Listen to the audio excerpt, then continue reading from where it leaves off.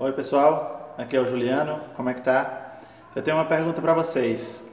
Quem é que gostaria de ter um alcance maior como tradutor? Ou seja, mais palavras para traduzir por ano, mais clientes e, quer dizer, mais trabalho para fazer como tradutor e até mais opções, né? Eu acho que a resposta de todo mundo normalmente é sim, a não ser que a pessoa esteja muito lotada e queira menos trabalho. Mas é sempre legal a gente ter opções, porque aí a gente pode escolher o que fazer. Então a dica de hoje vai ser 3 formas como nós podemos ampliar o nosso alcance como tradutores, certo?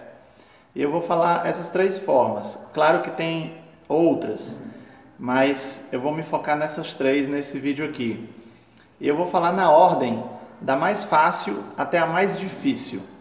Mas de toda forma, todas essas 3 formas são possíveis de serem implementadas. Então vamos lá. Digamos que você seja um tradutor e traduza em um certo ramo do conhecimento, em um certo campo ou área, né? Uma das formas de você ampliar o seu alcance é você começar a traduzir em outras áreas do conhecimento. Por exemplo, se você for um tradutor que trabalha principalmente com medicina, por que não também começar a traduzir materiais de marketing ou direito, ou manuais de equipamento, ou até jogos de videogame? Essa é uma forma que você pode ampliar o seu alcance.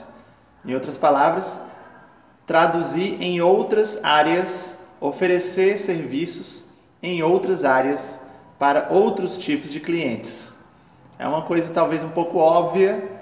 Algumas pessoas podem não gostar muito de traduzir coisa com a qual não estão acostumadas, mas se você já traduz num certo par de idiomas, né? Por exemplo, de inglês para português, e você traduz lá o seu material de direito, você já está bem habituado a escrever em português, a ler textos em inglês, então não vai ser nada difícil você aprender alguns termos técnicos de outras áreas e começar a traduzir essas outras áreas também. Até porque a maior parte dos textos vai ser aquele vocabulário que é comum a tudo. Não vai ser um vocabulário totalmente diferente, né? Só vai mudar uma ou outra palavra, alguns termos, mas com o tempo você vai se acostumar. Então essa é a minha primeira dica. Comece a traduzir em áreas que você não traduz normalmente.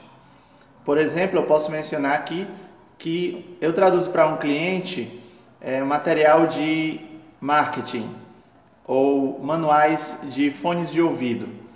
E na semana passada, esse cliente me mandou um e-mail dizendo: Juliano, eu sei que você não está habituado, mas será que você poderia traduzir esse contrato? É um material de direito.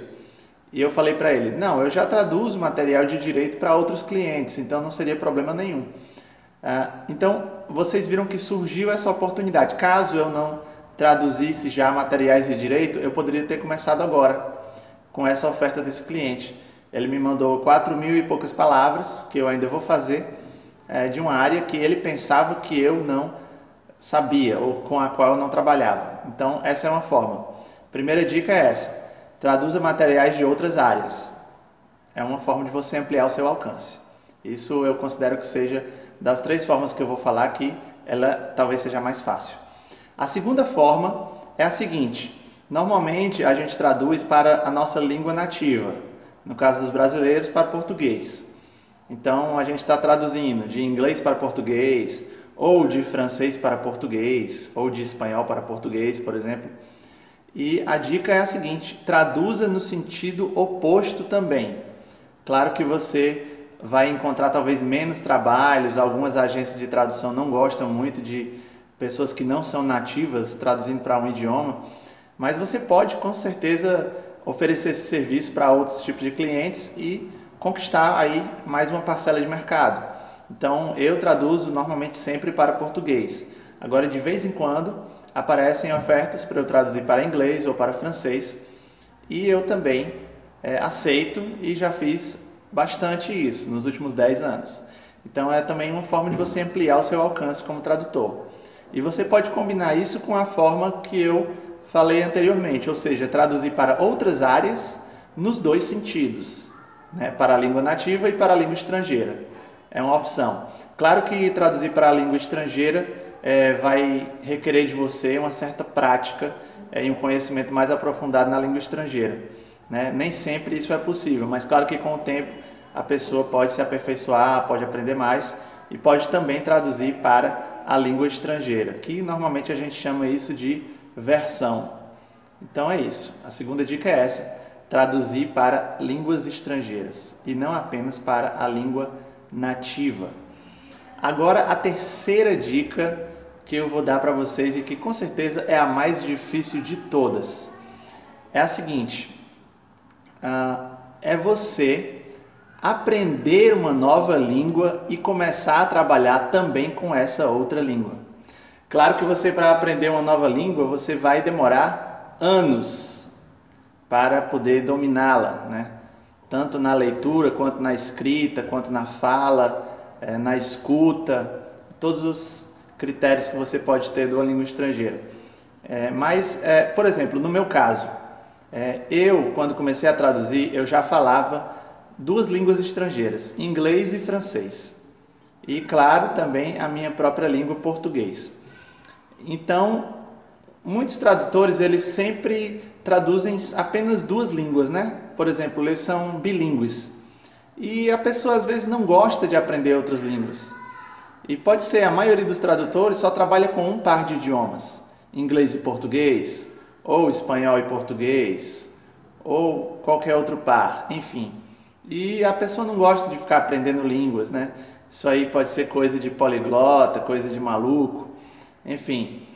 Mas claro que se você tiver uma terceira língua, é uma carta na manga e você pode conseguir mais clientes com isso. Então, quando eu comecei, eu já sabia inglês e francês. E comecei, né, em 2008, traduzindo, né, inglês, francês e português.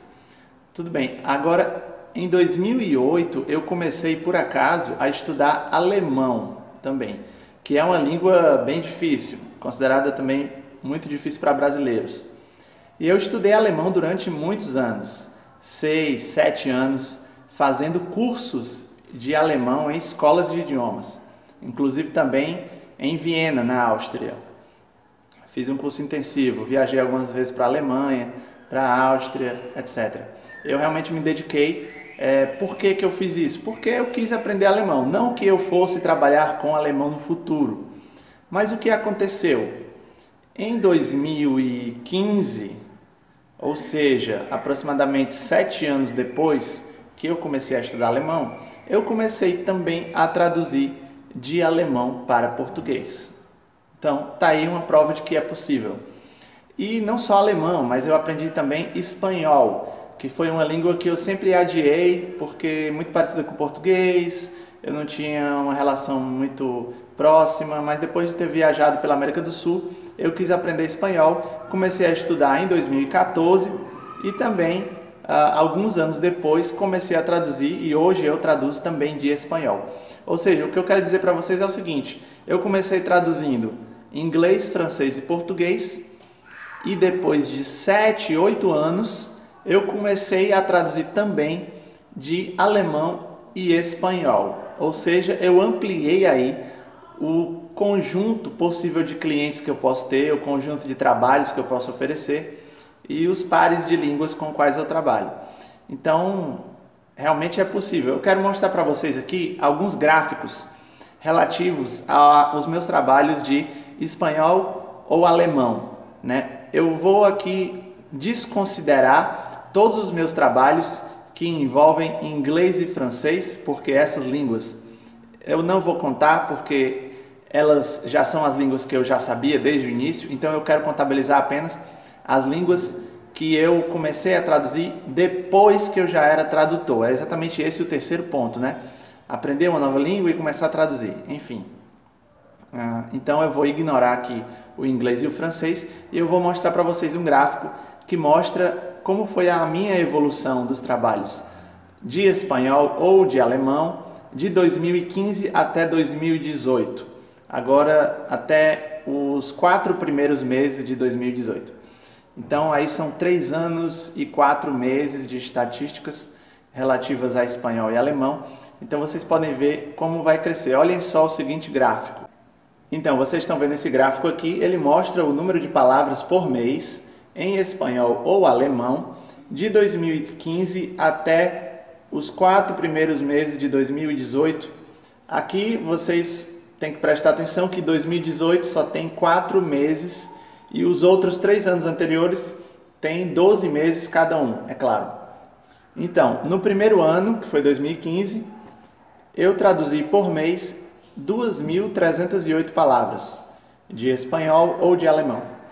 No segundo ano, eu traduzi 3.048 palavras de espanhol ou alemão. No terceiro ano, 2017, foram 6.731 palavras por mês dessas duas línguas. E no quarto ano, 2018, foram 18.429 palavras por mês nessas duas línguas. Então, vocês podem ver que do primeiro ao quarto ano, a quantidade de palavras por mês que eu estou traduzindo nesses novos idiomas, ele está crescendo bastante, né? 2.300, 3.000, 6.700 e depois 18.400 palavras por mês trabalhando com esses dois idiomas aí. Ignorando aqui o inglês e o francês, que já estão consolidados e, claro, são bem maiores do que esse. Mas você vê que tem uma curva crescente aí e é praticamente uma progressão geométrica, né? Porque cada ano está multiplicando o número de palavras por mês desses idiomas. E agora vamos ver o segundo gráfico, que é o percentual por mês em espanhol ou alemão de 2015 a 2018. Então aqui é quantos por cento espanhol e alemão representaram por mês naquele respectivo ano.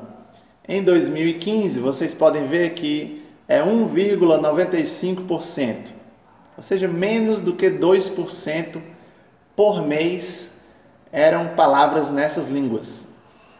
No segundo ano, 2016, já tem 2,23%, né, por mês trabalhando com essas duas línguas. No terceiro ano, 2017, já foi 5,44%. E no último ano, agora em 2018, já está em 16,20% essas duas línguas representando o número de palavras por mês que eu traduzo. Então você vê que no começo, quando eu comecei a traduzir essas duas línguas, elas eram bem fracas, menores do que 2%.